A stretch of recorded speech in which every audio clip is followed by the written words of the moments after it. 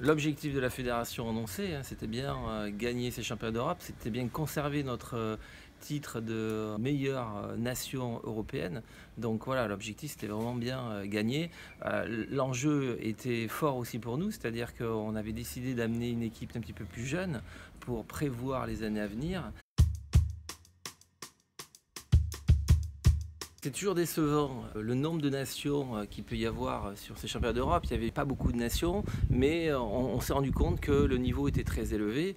Il y avait Casper pour le Danemark qui a été plusieurs fois titré champion du monde, l'année dernière champion du monde du 200 mètres. Donc ça plaçait le curseur du niveau de la compétition et on s'est rendu compte que voilà, nos athlètes aujourd'hui sont parmi les meilleurs. On aimerait qu'il y ait plus de nations, plus de concurrence, mais ça suit son cours et c'est vrai qu'en effet, ça a tendance à avoir un peu plus de nations, un peu plus d'émulation au niveau de ces championnats d'Europe.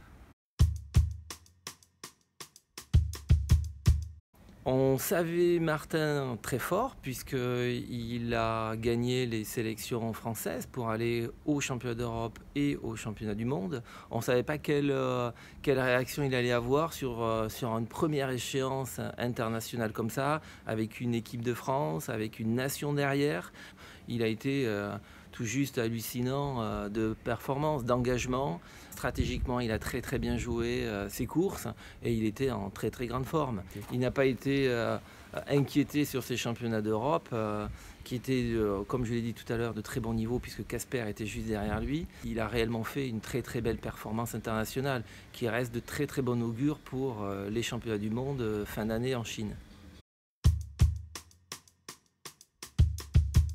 Ce qui était aussi très important pour nous, c'était d'avoir une équipe jeune. Donc il y avait Martin, mais il y avait aussi Tom Aubert. Tom Aubert fait 2 fois troisième. On s'est rendu compte que voilà, lui aussi a fait une très très très belle performance sur cette première compétition importante de ces championnats d'Europe.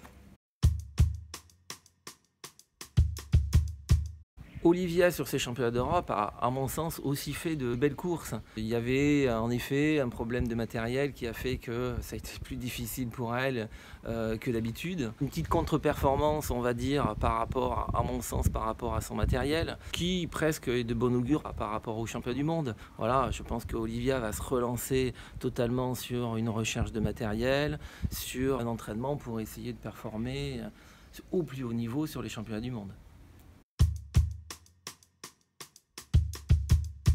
Ces championnats d'Europe ont été décevants par rapport au fait qu'il n'y ait pas eu de surf.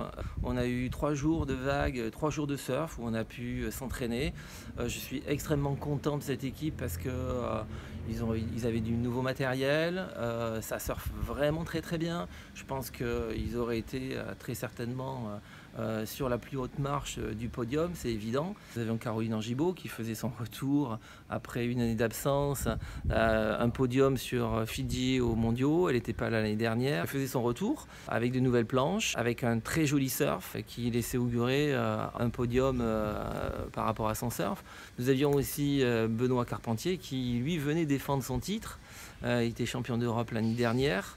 Et nous avions Alexis Deniel qui était sa première participation sur une équipe de France stand-up. Il a été déjà en équipe de France de longboard, donc c'était pas une inconnue pour lui d'être là en équipe de France. Mais voilà, c'était un petit peu nouveau pour le stand-up. C'est un très très bon athlète. Voilà, en effet, ça devait être une expérience internationale avant le grand bain des championnats du monde. Mais en effet, voilà, on est en Sardaigne, les vagues, on les a attendues jusqu'au bout. Ça a été extrêmement difficile pour eux, pour arriver à se concentrer jusqu'au bout de cette huitaine de jours passés ici en Sardaigne. Ils ont joué le jeu dans la mesure où l'ambiance d'équipe a été parfaite. Ils ont été là à tout moment pour soutenir les racers. Voilà, c'est aussi ça une équipe de France, c'est être là tous ensemble. L'enjeu était là aussi pour préparer les championnats du monde.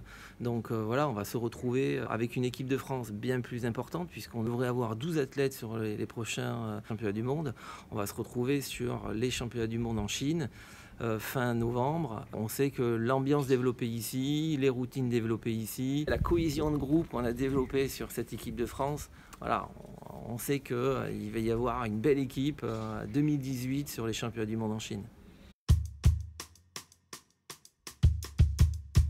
Très belle expérience aussi par rapport à l'équipe d'encadrement. On avait un petit nouveau, Vincent Verhoeven. Depuis quelques années, on fait des stages équipe jeune qu'on fait avec lui. La Fédération française de surf a fait les sélections avec lui. Donc il était depuis le début dans le groupe, dans l'émergence de cette équipe de France. C'était logique et c'était important à mon sens qu'il soit là. Il est jeune, il est motivé, il connaît très bien le stand-up. On avait besoin d'une personne motivée comme ça. Je souhaite que ce qu'on développe aujourd'hui puisse être pérennisé dans l'avenir. Dans cette équipe de France, nous avions aussi amené une petite jeune, Mélanie Lafenêtre, junior, qui était là en partenaire d'entraînement, qui était très très bien aussi pour la cohésion de groupe. L'objectif, c'est préparer l'avenir, d'amener, comme je l'ai dit au début, c'était amener des jeunes sur ces équipes de France.